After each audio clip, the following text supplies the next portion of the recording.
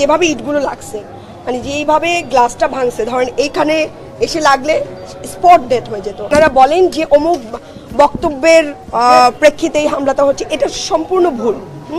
এমন কোনো বক্তব্য ছিল না, কোথাও কোনো এমন কোনো বক্তব্য দেওয়া হয় না যেটার প্রেক্ষিতে হামলা হতে পারে। এবং কেউ যদি কোনো ভুল বক্তব্য দিয়েও থাকে, সেটা প্রেক্ষিতে এই সন্ত্রাসী কার্যকলাপ চালানোর অধিকার কারণে। এবং দেখেন আজকে 2 দিন ধরে তাদের সেন্ট্রালি কোনো ধরনের কোনো আওয়াজ নাই, তারা কাউকে বহিষ্কার করে নাই, কাউকে শাস্তির আওতায় আনে নাই, বরং তারা পুলিশকে নির্দেশনা দিয়েছে তোমরা চুপ থাকবে। এর মানে যেভাবে ইটগুলো লাগছে, মানে যেইভাবে গ্লাসটা ভাঙছে, ধরেন এইখানে এসে লাগলে স্পট ডেথ হয়ে যেত, এখানে এসে লাগলে গ্লাসটা ভাঙছে, আরেকটা ইট হলে স্পট ডেথ হয়ে যেত। তো এটার এই যে তরুণ নেতারা, আমাদের জুলাইয়ের নেতারা, এদেরকে হত্যা করতে চায়, তারেক রহমানকে এদেরকে মেরে ফেলতে চায়।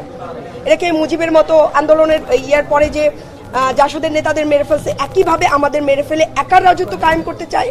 সেটা যদি করতে চায় উনি বলুক উনি একার রাজত্ব কায়েম করতে চায়।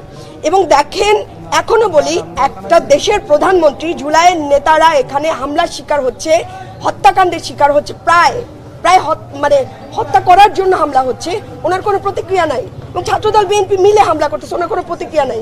এইভাবে উনি দেশ চালাতে পারবেন না। বিএনপি এটা করাচ্ছে, বিএনপি নিজে করছে।